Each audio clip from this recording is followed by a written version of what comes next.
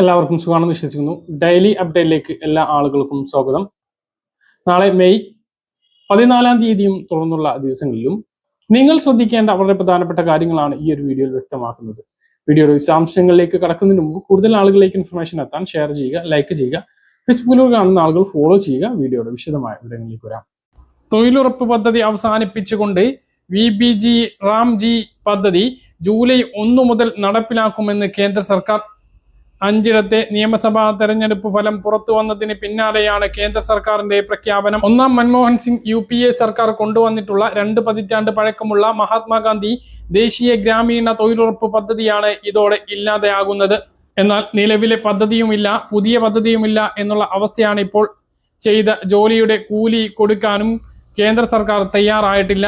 പദ്ധതി വൈകിപ്പിക്കൽ തൊഴിൽ നഷ്ടം ഉണ്ടാക്കാനും കാരണമായി. ജൂലൈ 1 പ്രാബല്യത്തിൽ എത്തിയാൽ തന്നെ ഈ സാമ്പത്തിക വർഷം 9 മാസമേ തൊഴിൽ നൽകാനാകൂ. തെരഞ്ഞെടുപ്പിലെ തിരിച്ചടി ഭയന്ന് ഏപ്രിൽ 1 പ്രാബല്യത്തിലാവേണ്ട പദ്ധതിയുടെ ചട്ടങ്ങൾക്ക് രൂപം നൽകാനുള്ള നടപടി സർക്കാർ ചട്ടങ്ങൾക്ക് രൂപം നൽകുന്നത് പുരോഗമിക്കുകയാണ് എന്ന് 2 മാസം മുമ്പേ പാർലമെന്റിൽ അറിയിച്ചിരുന്നു. കേന്ദ്ര സർക്കാർ സംസ്ഥാനങ്ങളുമായും കേന്ദ്രഭരണ പ്രദേശങ്ങളുമായും ചേർന്ന് കരട് ചട്ടങ്ങൾ തയ്യാറാക്കുകയാണ് എന്ന് തിങ്കളാഴ്ചത്തെ പ്രസ്താവനയിലും ആവർത്തിച്ചിട്ടുണ്ട്.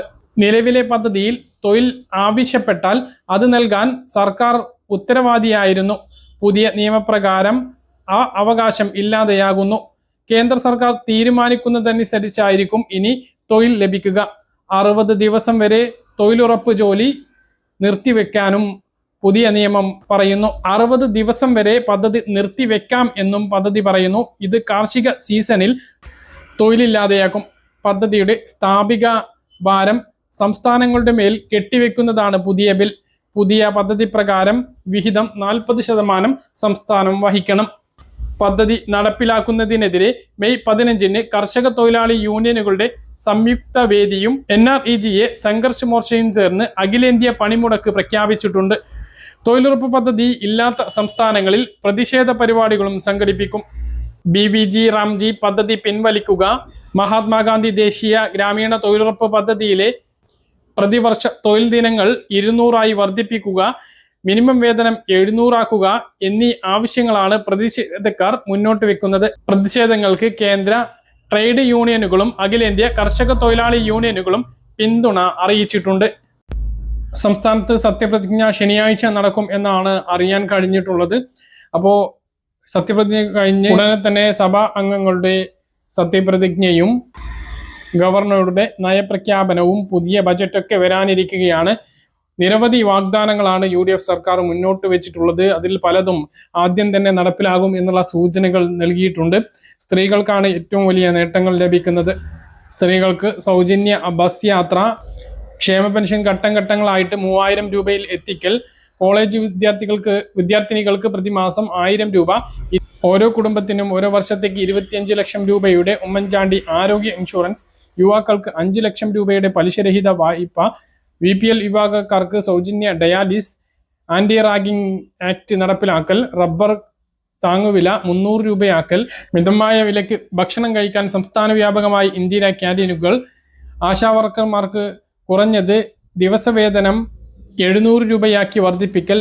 ഇത്തരം പ്രഖ്യാപനങ്ങളെല്ലാം ആദ്യ ബജറ്റിൽ തന്നെ നമ്മൾ പ്രതീക്ഷിക്കുന്നുണ്ട്. നമ്മൾ കാത്തിരിക്കുന്ന ആദ്യ സഹായ വിതരണം ക്ഷേമ പെൻഷൻ തന്നെയായിരിക്കും.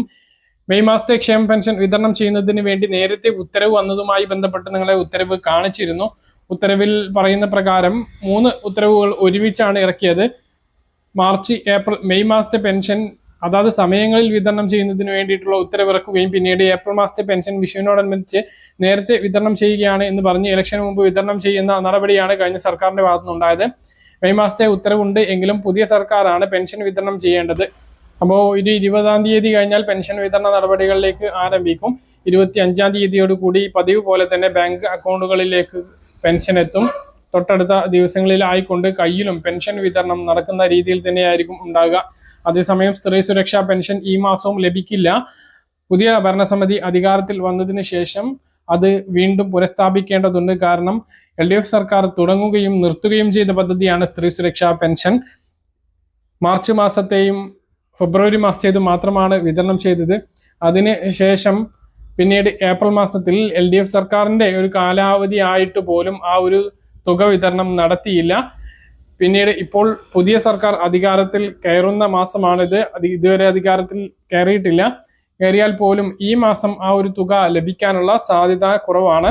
പദ്ധതി എങ്ങനെയാണ് ഇനി പുതിയ സർക്കാർ നടപ്പിലാക്കാൻ പോകുന്നത് എന്ന് നമ്മൾ കണ്ടറിയേണ്ടതുണ്ട്. കാരണം അതിൽ BPL റേഷൻ കാർഡുള്ളവർക്ക് മാത്രമാണ് ആ ഒരു തുക ലഭിക്കുന്നത്. ഇതിനി വിപുലീകരിക്കുമോ അതോ താൽക്കാലികമായിട്ട് ഈ പദ്ധതി വേണ്ട എന്ന് വെക്കുമോ എന്നൊന്നും കൃത്യമായിട്ട് നമുക്ക് അറിയില്ല. ഇത് തെരഞ്ഞെടുപ്പ് വാഗ്ദാനമായിട്ട് UDF സർക്കാർ മുന്നോട്ട് വെച്ചിട്ടുമില്ല. നിലവിലുണ്ടായിരുന്ന ഒരു പദ്ധതി ആയിരുന്നു എങ്കിൽ അത് തുറന്നു പോയേനെ. പക്ഷെ LDF സർക്കാർ തന്നെ അത് നിർത്തിയത് കൊണ്ട് അത് എന്താവും എന്ന് നമുക്ക് ഇപ്പോൾ പറയാനാകില്ല.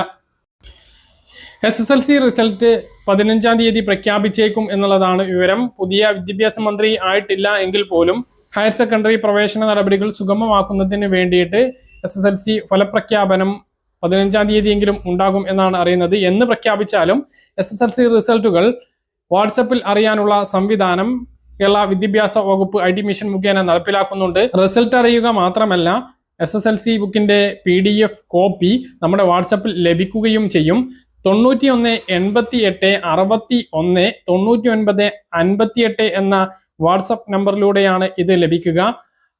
ഈ വാട്സപ്പ് നമ്പറിലേക്ക് റിസൾട്ട് എന്ന് ടൈപ്പ് ചെയ്ത് മെസ്സേജ് അയച്ചാൽ മാത്രം മതി. തുടർന്ന് രജിസ്ട്രേഷൻ നമ്പറും ജനന തീയതിയും നൽകുക.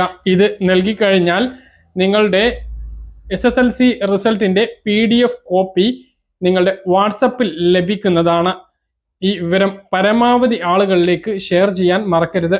സംസ്ഥാനത്ത് മെയ് ഏപ്രിൽ മാസത്തെ റേഷൻ വിതരണം തുറന്നുകൊണ്ടിരിക്കുകയാണ്. ഏപ്രിൽ മാസത്തെ റേഷൻ മെയ് മാസം 15-ാം തീയതി വരെ മാത്രമാണ് വാങ്ങാൻ കഴിയുക.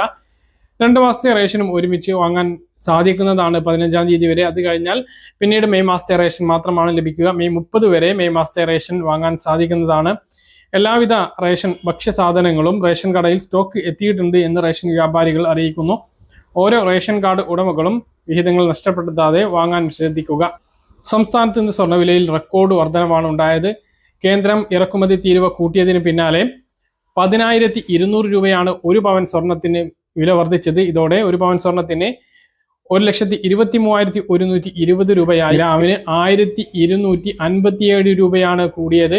ഇതോടെ 1 ഗ്രാം സ്വർണത്തിന്റെ വില 15,320 രൂപയിലും എത്തിയിട്ടുണ്ട്.